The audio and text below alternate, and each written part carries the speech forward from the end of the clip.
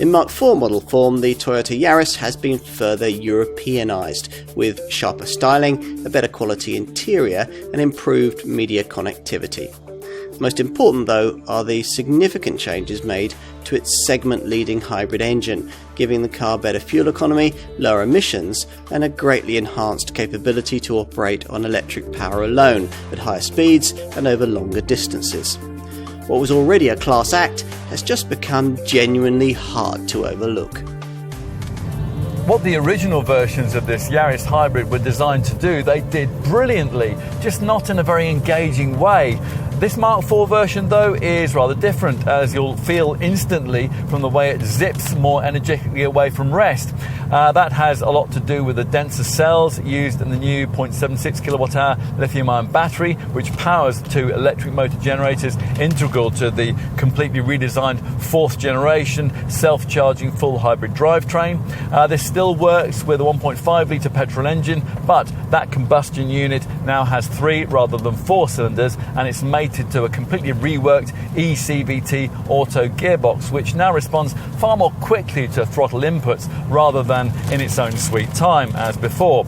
Combined power output is 114 brake horsepower, but you'll only really feel that if you switch out of this car's usual eco drive mode and into the alternative power setting.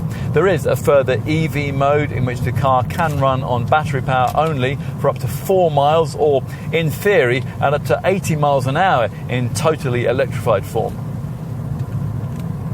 Now, we mentioned the extra level of engagement this time around. Beyond the city limits, you'll discover a completely different level of driver involvement compared to that previous model, and that's thanks to sharper steering, a lower centre of gravity, and a brand new, much stiffer GAB version of the company's modern era TNGA platform.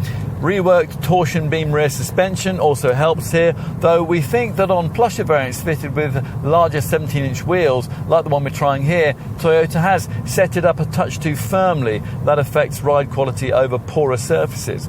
Try the smaller 16-inch rims before you decide on trim then. Buyers of the top GR Yaris hot hatch model will of course want a firmer ride, and that variant has its own 257 brake horsepower, 1.6 litre 3-cylinder turbo engine and 6-speed manual gearbox mated to the compact all-wheel drive i4x4 system, which also features as an option on the SUV version of this Toyota Supermini, the Yaris Cross.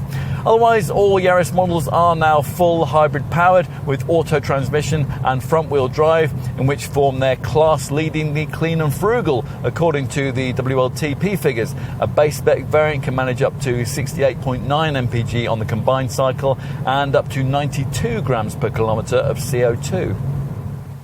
With this fourth generation XP210 series Yaris, Toyota has returned to the so-called big-small concept which inspired the original Mark I model. You get that from a glance at this car and at its spec sheet. The wheelbase is longer, but overall length, unusually for a new Supermini, is actually shorter, 5 mils less than the last Mark III version. Visually, the emphasis has been on delivering this with a fresh sense of energy and dynamism. Chief engineer Yasunori Suzawa wanted the styling to capture the stance of an athlete on the starting blocks.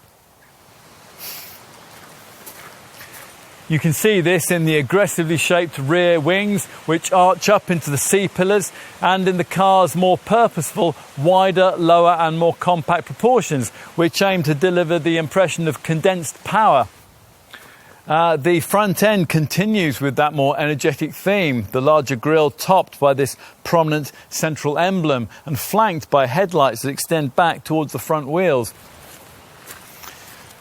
At the rear, you might better appreciate this Mark IV model's 40mm reduction in height, and this black mid-level trim panel and a prominent diffuser-style section in the sculpted bumper together accentuate the 50mm increase in overall width, which, along with the 57mm extension of the track width, adds to the lower, wider and more purposeful stance.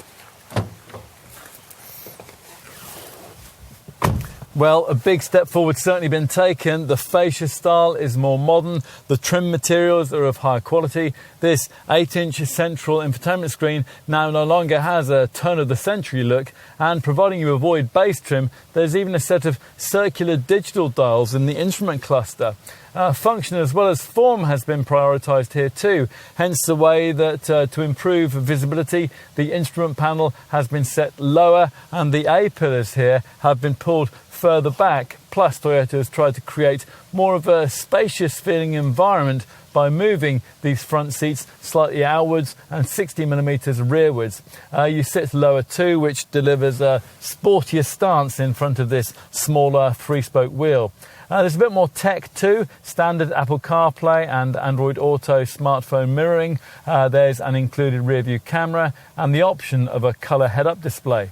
Plus, side and rearward vision is generally unimpeded, and good pedal alignment, along with lots of seat and wheel adjustability, means it's easy to find an ideal driving position too.